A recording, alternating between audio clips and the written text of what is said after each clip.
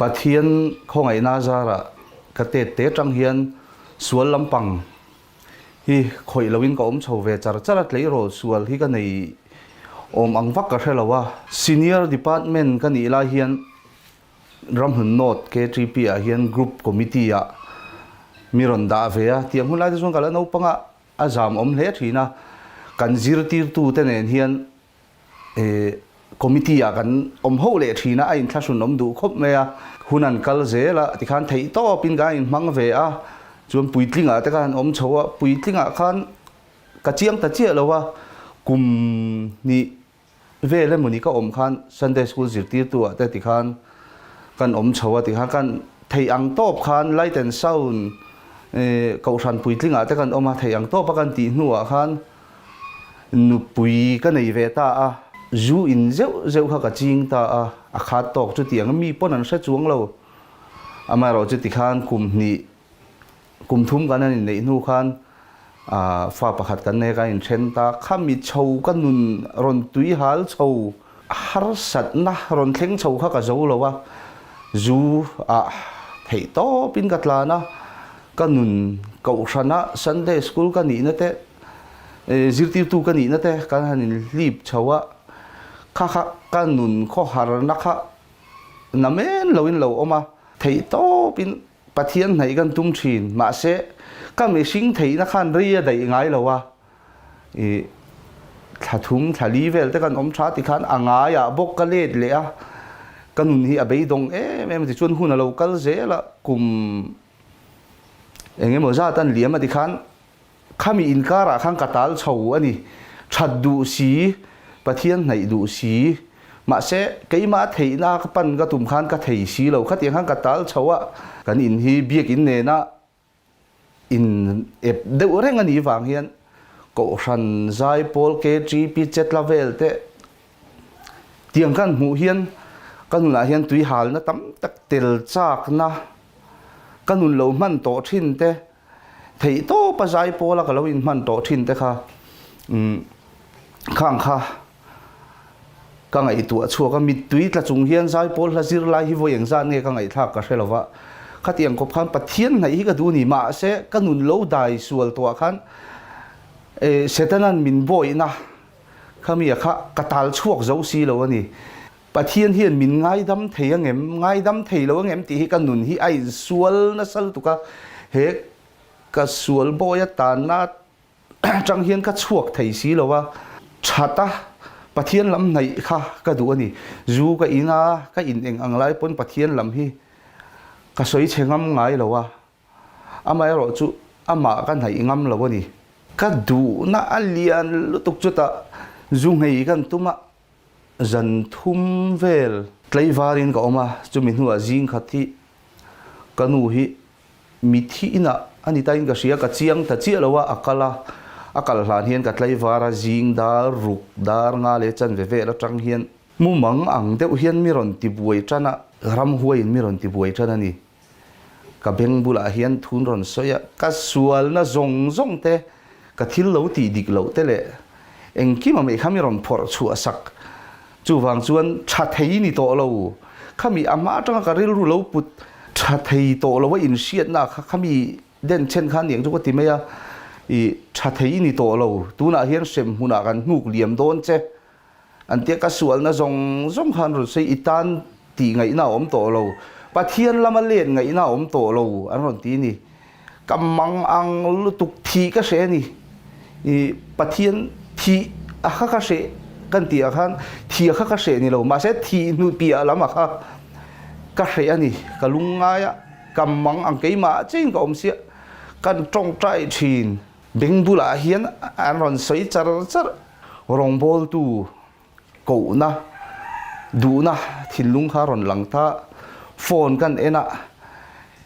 phone ka en lai te khan khang ka rong bol tu ko tum hing te khan ron soya han enge om chuang lo ti zong khan aron soi zel ka phone ka le ka tang khan ka ril ru khan ron soi zel ani ka ngai tu na zong khan ron soya kamang ang lu tuk kha hallelujah amen ka te pathian ne na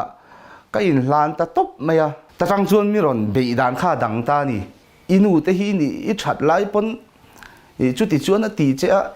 I tluk pha ti ang zong te le I thil ti sual na vakal hal ro I tlai ma hian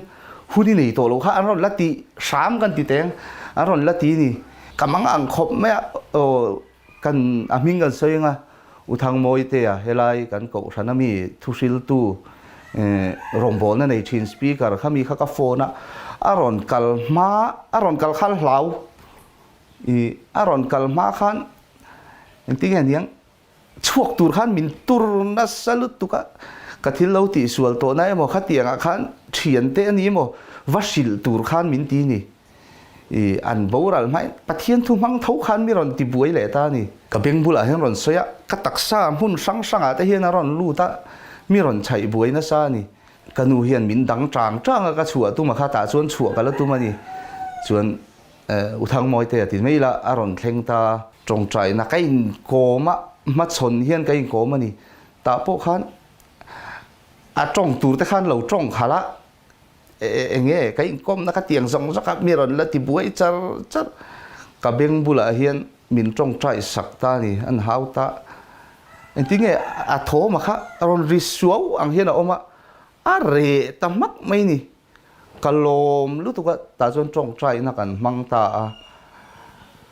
a hoa ani pon zana chumi a chon fellowship kan nei do na iron tel don ye ti thadewin ka in tha a hoa chote thil enge mo kha kan e thil gala e thei lawa kan enge mo chete te kha kan e kan thu thlenga kan mu ha dam ka chaw ka taksa chaw zan thum mu to lo kha kan mu ha dam kha pakhat hian mi ron la ti buai ta ni kamang ang to pani mai chumi ni chuan chu choi jing choi khamdar ko chho bor vel ani ta mi ron la ti buai kong khar te hi aron soya kan in pia garas chung te hi ron ti ria o mei che o hi ni ka zui char don che ka ta ini to aron ti ta ni I chuak thei to lo ka zui char don che ka ti buai du lo chuan zuno khan zu in ro min ti ta ta khan ka du si lo bible ka chira tong trai ma se bible ka chir lai ta khan min ti buai char chial lei thei lo khan min ti buai ani ka chial lui char ti kha a toi zong de winan soi tai la ni leng hun kha ti khan kai sual tharau enge niang tharau in beina tharau in do na kha a omani chu ta chuan tlai la malo ni a kala re thei si lo kha thang moi te bok an phone ti khan kamu hil thei nan ta khan tong trai thei patom ti ma semiron la ti buai ran khalam kha ki ma na ka mu len na wang nge niang khami wang khan miron la ti buai dam do ina hian min suai do na chumia po chuan min suai ma hian kan kom chakami te mi hlim ti mayang pathian tharawina chen chilan oma khang te khan thei pato pin ka taksa hian miron chen chil lu chilan tum kha an lo dang ani chuan khuma hian kamuwa ka u hian bible hi min chir saka tilai zong te po chuan thi to ang te khan miron lan tir ta ni ka tharau chuak to ang te khan miron lan tira mi nu liaman tum lu tuk vera hon zuang thamai ro om ji om lo itan dam om ji om lo an te kan ching do na ti khan ka fanu in ka ruang chunga atrap ang te khamiron sia tira ka hlau khop me chumi chuan zuang thatur te eta room tuk vera tanga ka va mu thei hemi in chung room tuk vera tanga he lampang hoi ka va mu thei te kha aron soya ui mang te khan ka ming te khan ron soi ni greenwood dam do ina kan vakala min chiwa muthil lai min chiu ma se ka mu hil thei chung lo kan kal kong tuanin anung a min lai tata asira thutura zuang thatur motora changa zuang thatur te khan min ti ni ma se pathian bible ka pom tlata ka du lo kha ka du lo ma se kamang ang mi ti buai na sal tu kha nun hi a chep in ti lum kha ka va se lo lek hian ka sia ma se pathian in min hau tlata bible ka pom ati khan pathian he na kan tong trai ma se mi ti buai tu kha ana sat ma wang khan ina kan hoa le a mu hil mai tu rain ngai to kha ka mu hil thei talawa ti chuan miron suai tu tur motorin aron kalta ni motor hian ka ti me ka sia thiam dan chuan aron tripa aron zai sem mun lắm tất cả mình mù tir thì khan mình nụ liềm nó tụt tới mình mù tir khang ho khan kan in level hi an ron hual khat vek chung lama nen in chunga nen an oma ti khan kan in bulvel te tiang pathian mi te khan ron kal kho ma thei pa to pin min trong trai puya ti khan min la ti buai rang motorin kan kal chho chu ta ka chung te hian dam do in lut me angan tia chu mi lu ma chuan kan bial tu pastor ne na hi min lu pui ta ni a kota te hian an oma min lo nga ka ni pastor quarter kota hian an zaya an lo thu thut mai ni tia mi sing pa ngai ang hian ta kha jong ka wa mu to bike te ni a sang khuang nen ti khan chuan pastor inak a han lu ta kha trong trai na manga kalu chunga hian kutang hata sia ka noi akuta sia ka noya siak min thi do na asir tang hian othum deuh mai hian ka siak du berani kha aron ti ta ni ta chuan nima sela kan pastorina kalua siak chula siak thi na min nei chia khan a tre vona khati khan kan lalpa ti su ten ti an au vak ani chuan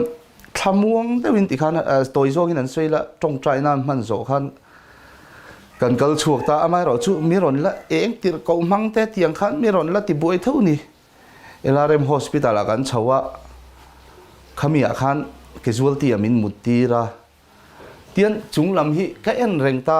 khami chunglam ga ena khan van tir ko te hi miron mu ti ra ni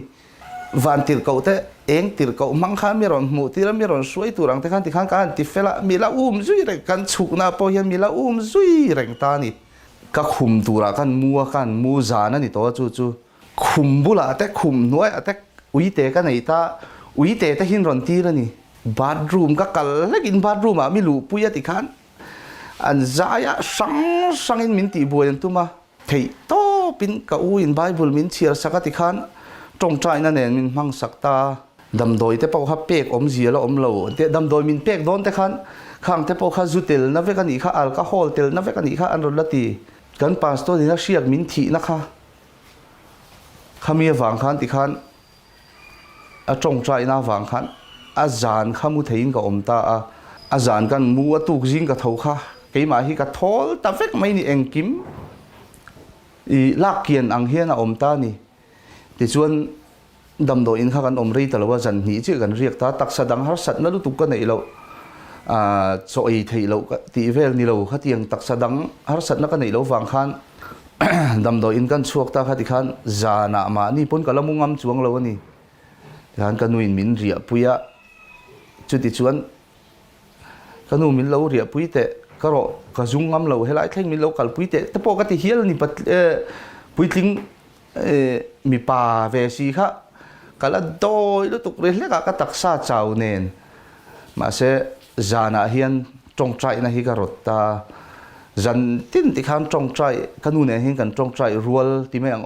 kan tong trai a bible chang kan chiar bible kan chiar kan tong trai a ti khan kan ti chowa chu ta chon pathian in min suai chuak ta a khami kanun konga kanu tong trai na hi ka sereng ta ni lalpa a thi don dar kara tar hian a tharau nun chandam ro a ti ngoi thin hi ka sa chuaka i khami a mangai na mi hau kanu hian mi hau ngai lowa i tila kan soi sual dewanga mi han hau ve chang te chu om ma se mangai na nen pathia na tanga mangai na chuak nen min en kola i ami sing na chon beidon changa tamang ma se pathian lama be seina angat tlata tikhan tong trai na nen min suai chuak hi ka ti lo thei lowa mangai na in min suai chuak ka ti lo thei lowa e pathian min chan chu dan hi voi le khata ania kaval lima kavaloma kavalam hala ni mi alo amai ro chu zoi khan tikhan kanun min en kol chawa mangai na nen tikhan ka ti ang kan na tho na zan lama te khan han soi kai taila kan na tho hi chem si amani ta ni zan lama nen i order lo om ve nen zan lama tho anga ya workshop a tho nga ya a ti lampang chuan workshop ka tho na thleng khan kanu hian min om pui ani zana chuan dàn lắm bằng khác cả lão ta khác tiếng rong khác canu hiền anh kim à mà ngày na nền trông trai na nền mình en có là rồi khang khang cả lão na te khác tiếng rong khác are ta ni pathian ni na ngày đầm thầy tổ lâu ni in xia khác pathian lắm cái này am mà cái này khác chuan mal som na hiền mình lâu vur na sắc hộp mày à cái thổ sen lâu te thì khan cái thọc cháu á thil pakhat alo om ta ni sual hian sang in miron be thin ta chem siam kan ni ta keima ni aya nala siam ni kan siat na te kha kan va siat te kha enge moni hi chapo na nge thik thu chiat na te hi kan nu na hian aron lut le deuh chana ka soi thiam che lo khalai nu na kha ti hian ka tong trai ta lalpa ngati nge heng hi thei pato pin ka tia chu ti kha ti ka tia ni ma se la chu ta chan na ka mu chu ka nu na chan na ka mu chu lung oi na i su hi ni ke ma thil siam a khang ka lung oi lo mi ni mi lo mi dang ron siam ke aya siam ka siam aya nal amoni ka ti wang khan ka lo lung oi lo chaw ni ta khan na ka mu lo mi ti do ni la pathian in mal som na chir sen lo in min vur ka na ka thok seng lo chu ani ta khami kara khan nga tinge lung oi lo na kha setan khan ron la tu he ta zuwa miron tile don se zuwa miron khem le don se ka sim chianga thian ho kan han chu khom pon zu in vek kara po pathian khongai na zara pathian mangai na wangin zu in loin ka tlang thei ma se khami kong ni lo kha kong sang kha ma ni in khongai na le kha tiang kha tam takalo oma khami a khan kha tiang zong khan setan tran ron la ni ma se la ti zong hin ron lang ta ni mal som na chiar se lo enge kala bai sei chuang kanuna khan enge a thiam berni tu mila khowela ka ai thiam an tam lu tu alar berni tu mila khowela ka ai laran tam lu tu ke ni chu eng ma kan ni lo khati chung po mal som na mi la vura kan na tho tur tla cham lo lockdown lion ni chawa lockdown eng ang lai pon pathian khongai na zara man ruwa ka nei lo chuan na to tu nei lo hian ko om ngai lo khami lam zok thlir lo khan he lampang mi dang kha ka lo wa thlir kha alo ni a chu ta tak chuan ka in pu chiang khop maya amal som na kan dona te po hi kalau nual suat lek amal som na langa ha kalau thir thiam lo thina chu ta zon pathian ni lung oi na kim lal i suwa lung oi na kim hi min mu tir ta ni chu lung oi na chun tu na hian kanu nen kan oma kanu boral se ti na ril ru te lo om lo thei lo ani ta chuan ka e zon na te hi midang thiam an rom tam sia alo top emo keima hian thok thei lo din huna lo ding la ti na ril ru ka put pon chungla min om pui to a khang ka sual na zong khang ka nun zong ka har sat na min pal tlang theya nung dama min la zuwa tu hian ka kut pani po hi bung ma se min ngai tu ang eng ma hi khovela ka om chung hian ka ta cham lawang ti hi ka chianga chu min nun chu alo ha dam ta ni chu che chu la li suwa nun chol la la li suwa ka ha dama la li suwa lam ka thirin isu lam ka thir lo he ta ka chem siam pui te mo sum don na a trenin rei lo te sum don nan kal puya nuai eng emo za man te in mun te le khang te kha achangin kan othin ma se en tur dik isu krista kan en lo wang hian khang zong o na kha alo om thin alo ne chu wang chon la li su krista en tur dik tak ka en nu hian khang zong ka o na lei ho sak na ka o na hi abowa ho sa ma se ka in ti ta ni chu ho sak na chu enge kan ti chuan isu krista om chu nun ho sak na khovel sum le pai hian a lei thei lo nun ho sak na chu nun chu nei tu chuan la li su krista kan omangai chu nun chu enge kei misual ti mai ang khami ka hun lai khan he ta dam doi te hi voi khan ma ka khoi chin lo ma se kalau hu chin dam doi ti ke khatiang zong din muna khan min din tira chu wang chuan khang ho kha pu sit tur hi om lo ka nun zong zong hi chut to mi na oma ma se Isu Krista mel chiang taka ka mu thei tur ani chulai nu na chu ring tu te nu na hian lung oina Isu Krista lung oina kim nang ni thok rim le phurit phur zong zong te u ka ne na lo kal ro u ati ang khan la li su ne na kan kalanga akan phurit he ko vela kan phurit phur kha min chok jang khai zok don lo dia khalai bible changa po kha kan lo thra thiam lo thina amai ro chu kan nu na hian ka soi fi thiam lo kan nu na hian a chiang ani ro sum le tiang chung changa po ni se he in hi aming in ti hian kan ne ya he in hi nei lo mai la ka lung o yang lung oi na Krista ka nei to lom a chan chu eta tuna kan na te po top the ani kan ei zon na te po top the ani ma se tun thlenga min le en kol tu he din hun min da thleng tu hian ka ngei hi a phal ngai lowang min tha alak loa hian min tha tham don lo ti hi ka chianga chuwang chuan lung oi na kim Isu Krista nei tur hian la li su hi kan pananga Isu chumi tur chuan lung oi na kim kan nei tur chuan he ta kai po chu ka chem cher pui te mo ke ai na aron ti te khami kha ke ma sia ma khan ka lung oi lo ni lo ka lung oi ma se midanga wang khan lung oi lo na kharon om tlat mai ni chu ta che chuan enge kan lung oi lo chan kan ti chuan en tur dik lo kan en thina la li su na min suai na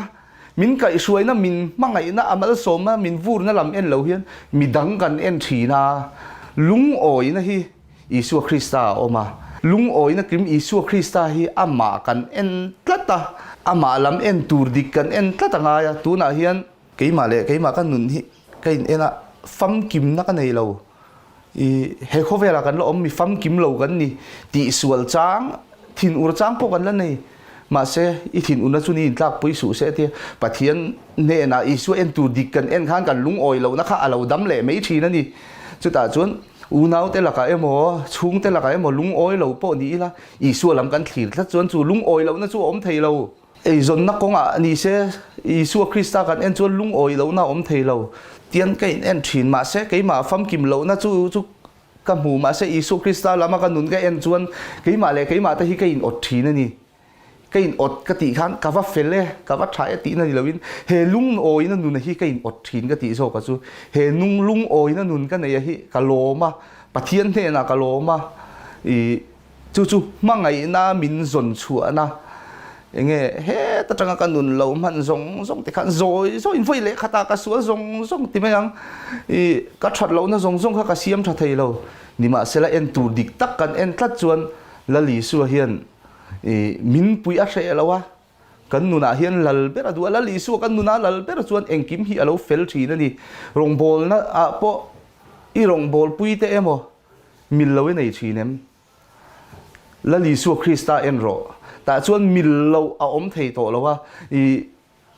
nang ma lam ingil tlat kha chuan nang ma lam ril ru dik taki put kha chuan Isu Krista ril ru Isu Krista lama I put tlat chuan an mil lo thei lawang che I rong bol pui te I mil lo thina po kha I mil lo thei lawang chu wang chuan la li su hian om la Isu en la en tur dik en la inun a ha damanga inun a cholanga he khovel mi te nei thei lo ro sum le pa ina lei thei lo nun ha dam na nun chol na chu I nei theiang a top na ni se a poimo kati per chu ka soinon lenga en tur dik kan ena rong bol na ko ngai ni mo kan ni tin nun na po ni nun ko nga po ni se ei zon na kong te zong kan dap lo thei lo ma se chu nga po chon in ngai tu ha chang in em isum don na akal tuan lo changa omem kai po voi tam tak ti sual te hun tep te to lu to ka bul changa ti ngai te ka nei thin kanuna poimo per ring tu te nuna poimo per chu Isu Krista nun kan Isu keima ni hian Isu Krista a omani ti kan chian na keima ni hian Isu Krista min chen chilani tharau thiang le min chen chilani ti hi apoi mo in ka sia ka soite lo ngai thatu zong ta chunga ka cha du chu lung oi na kim Isu Krista hi ipanang u Isu Krista hian I om tlatang u ti hi ka soi du ani